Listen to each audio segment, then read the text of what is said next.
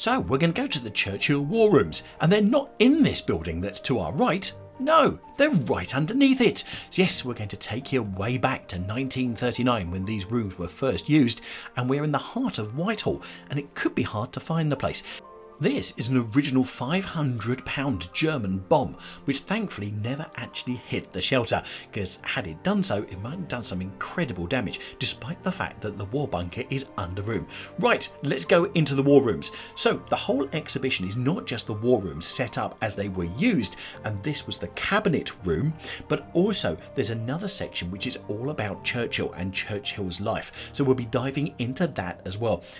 So you're going to get a flavour of what it was like to work underground and to be down here all the time, as well as seeing some of the memorabilia from Churchill's life. Plus, also, we're going to tell you some of the background history to the whole war rooms. They started digging out the war rooms in 1938, and within a year they were open and in full use. This is a hatch that takes you down, and as you can see, it's very narrow and very cramped, but they had bunk beds down here, double bunk beds, where some of the workers would come down and sleep. Yet we're going to see some of the bedrooms that those weren't necessarily clerical workers were actually staying in, and you'd have a guard situated outside the cabinet room here. The war rooms became fully operational on the 27th of August 1939, which was only a week before Britain declared war on Germany, and they remained in complete operation throughout the whole of the Second World War after being abandoned in August 1945 after the surrender of Japan. Now, if you look at the people in front of you, it looks like they're holding telephones. They're not. These are things you can listen to, and it tells you all around it. And to keep an eye on what was going on with the weather, because of course you were underground, no windows or anything else like that, they used there you go. So the weather obviously was fine and warm. Now, it's like all of these things. How realistic is this? Well, I can tell you they abandoned it in August 1945. And when they reopened the war rooms to the public in 1984, they left with all of the original things hanging on the walls, the original desks. Everything had been left as it is, but of course with a very good clean-up before opening. After the war, their role was recognised, and only a few select members of the public were able to visit by appointment. But in the early 1980s, the Imperial War Museum was asked to take over the administration of the site, and the Cabinet War Rooms were opened to the public in April 1984. So the incredible things you're looking at, such as the notices, etc., were original, so they're here from where they were originally.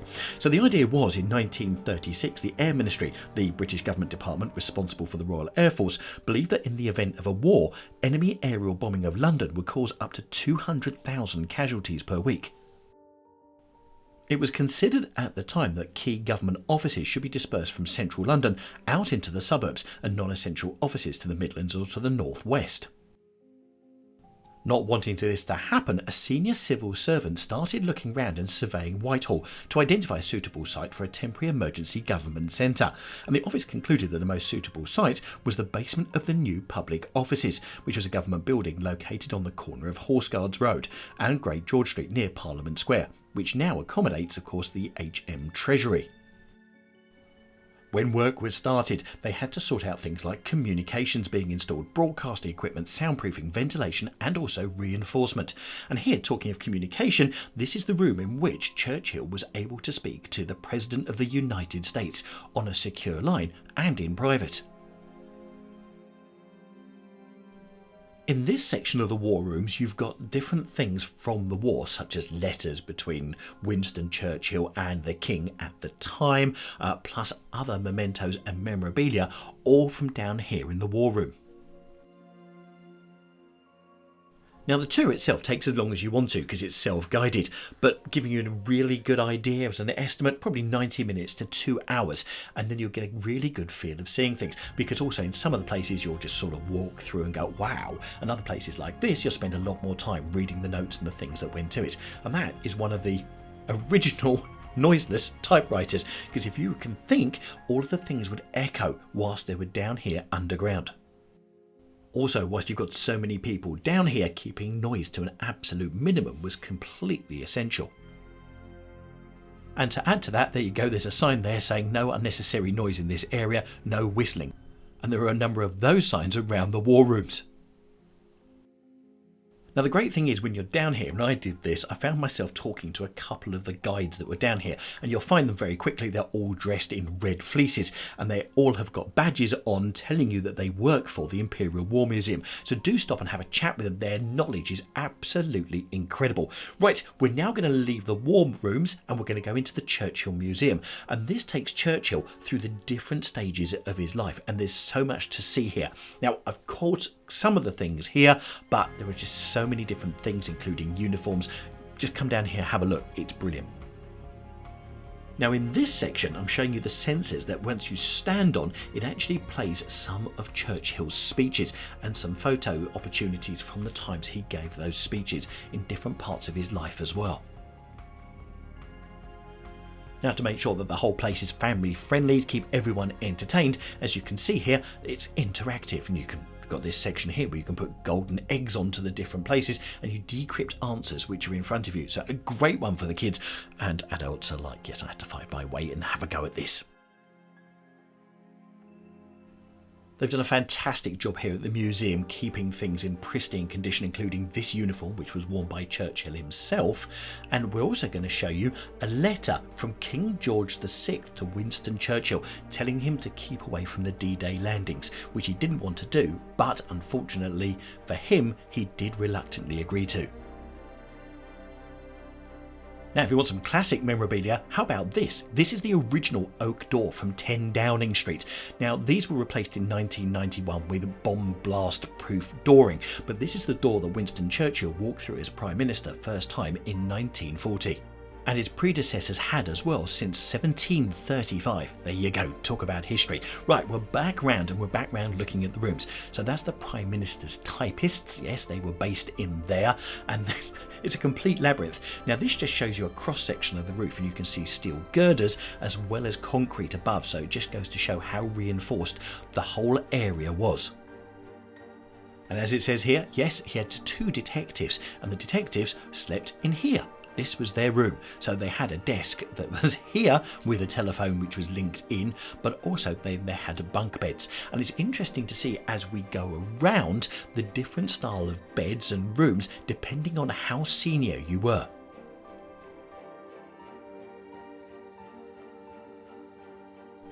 So not only did you have a better quality bed, you had a bit more space as well, as shown in this room here, because if you look at the bed, it's actually got a wooden headboard and not a metal railing one, which you'll see in some of the other rooms as we go through. And just look, had a bit of carpet as well, which was unusual unless you were high up. And there you go, the Prime Minister's military advisor, and he had carpet on the floor as well.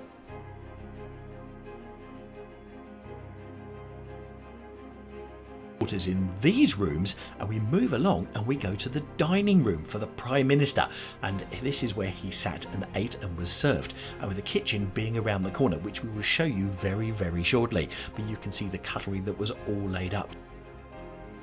From the Prime Minister's dining room to Mrs. Churchill's own bedroom, and just look at this, the comfy chair. See, I told you, the higher you are, the more beautiful things you've got. You've got the mirror there as well, and other lovely furnishings as well. As you can see and understand, space was of a premium, so having large meeting rooms like this one, and also the cabinet room which we saw right at the beginning of the video, were needed but not common, and often a lot of decisions were made here when people were able to get together, look at some of the intel that they had, and also using these big maps on the walls to make some strategic decisions during the war. And we go from rooms where important decisions were made to a room where important food was cooked to keep everyone happy. Yes, this was the Prime Minister's kitchen, where he had a cook in here, making sure that he was well fed. Also showing with the equipment and where things were stored that space was an absolute premium, with shelves here, there and everywhere to keep stuff hidden and away.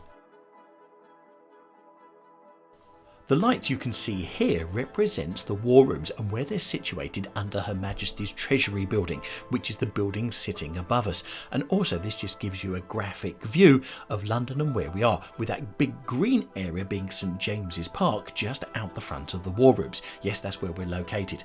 Now, just to give you an idea, of the ceiling and also the reinforcement that you had, you've got a concrete slab there which is over corrugated iron, and then you've got iron girders going through, which is the next layer down, and then you've got wooden battens going through as well. And this was done throughout the whole war rooms to really protect. It's interesting what it said on the sign there, which is if it got a direct hit, no one's quite sure if it would have stopped it coming through. So we've already seen the cabinet rooms and some of the bedrooms. Let's look at some of the working facilities. And this was the area where the BBC were down. And this is all the BBC equipment. And during the war, Churchill made 4 speeches from the war rooms. And they went through the BBC's broadcasting system and out through the other side. And here you've got a telephonist. And they would take the calls and then patch them through to the right areas down here in the war rooms. You may have noticed all the clocks on the walls have got the same time, which is 4:58 p.m. And the reason for this is the cabinet war rooms were first used, as I said, on the 15th of October 1940, which is a day after a bomb hit 10 Downing Street. And the cabinet met there at that time at 4:58 p.m, so that every clock is set permanently to this time. And then from that day forward, the war rooms were then occupied 24 hours a day, 7 days a week, until the 14th of August 1945. So communications and official notes and letters could be kept going. There was a typing pool in operation 24 hours a day, and that hatch I showed you earlier, many of the typists actually went down that and slept down there in the bunker afterwards, and then would come back and carry on doing their typing jobs. What's noticeable here is that whilst this is an office, you have a bed in it. So someone would be working all day long, then hit the sack, still work whilst they're in bed, go to sleep, and then get up the next morning and carry on working. Now, in some of these rooms, you'd have different headquarters at different parts of the Army, Navy, etc. This was the headquarters of the Home Forces. And you see the phone there with the green on. Well, that went into a scrambling system, which you can see in the briefcase, which is at the bottom there. So calls could be made here and be scrambled. So other parts of the country or other parts of the world could get calls and without having any interception. If you think about it, organisation had to be essential, with people living and working down here all the time, and therefore having all the keys in a safe place was quite a critical thing. In 1942, there was a concern that the building upstairs, which had a staircase, was a potential place where if a bomb hit there would be trouble, so they filled it with concrete. Now this concrete's been drilled out so we can get between the different parts, but you can see the thickness of the concrete they put in. If you've ever heard anything about the war rooms, there's 2 places that always get mentioned. One is Churchill's bedroom, which we're going to come to later, and the next one is this. This is the map room.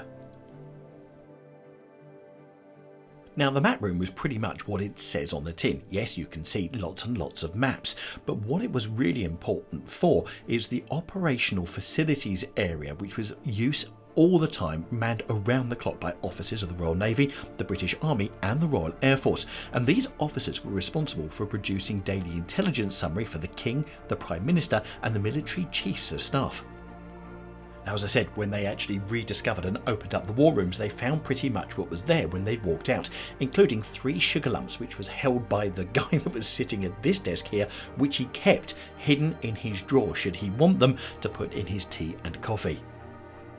Here, going across the top of the desk, you've got a massive bank of telephones so they could keep in touch with anyone that they should need to, so they could find out what was going on and be able to use that as part of their reports. But of course, down here it would get really hot during the summer.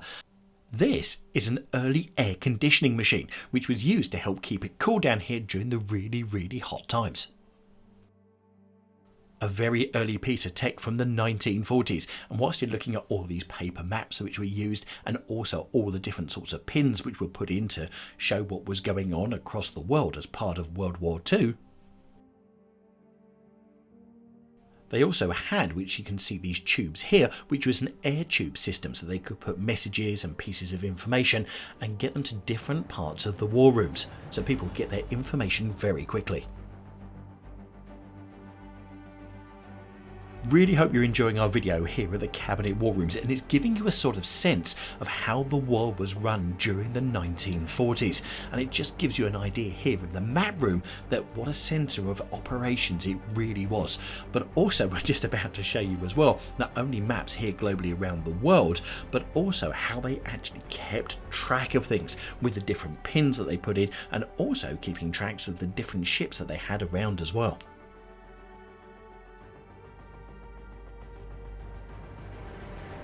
Now, because the map room was one of those essential places, right next door to the map room, yes, you've got the Prime Minister's bedroom, and this is often the second thing that people really want to come and find out about. This is where Winston Churchill slept. He also did his 4 speeches from behind that desk right at the back there. Now, if you look on his desk, you'll see another green telephone, which is another one of the scrambler encoded telephones, and it was also installed in Selfridges in Oxford Street as well, with a similar terminal in the Pentagon building, so they could use that to piggyback off Selfridges to get to the Pentagon. This meant that Churchill could very quickly pick up the phone and speak with the American President Roosevelt in Washington. The room itself was rarely used as a bedroom, it was always used more as an office room. He hardly slept underground, did Churchill, and he preferred to sleep at 10 Downing Street or at the number 10 Annex, which was a flat in the new public offices directly above the Cabinet War Rooms. His daughter Mary Soames often slept in the bedroom which was allocated to Mrs. Churchill, which we saw a lot earlier, but quite often in his office he would have the King here or other notable people so he could brief them on the war efforts and what was going on. So this is one of the key places you want to spend your time if you're coming down here. The map room is another, and of course the cabinet room, which we saw earlier, which had 115 different cabinet meetings held during the war. Just for going back in history and seeing what the world looked like at that time and the conditions at which people worked in during World War II, this is a fantastic place to come and visit. And to see it in the way it was actually left when they walked out in 1945 is quite something. Not often, quite often you have to have things restaged, you have to have bits which have been redone to make it look like the originals. A lot of the stuff here is the original things from then. Now, we're looking outside the HM Treasury building and you can see the concrete here just above the grass. This was reinforced just in case a bomb should hit it. So what took your eye at the Cabinet War Rooms? What surprised you? Do let us know in the comments down below. It's incredible to think that so much was run out of here. Now, we're underneath Whitehall and we've got a video on Whitehall which is in the top right hand corner. So if you've not seen that, click on that and I'll see you in there.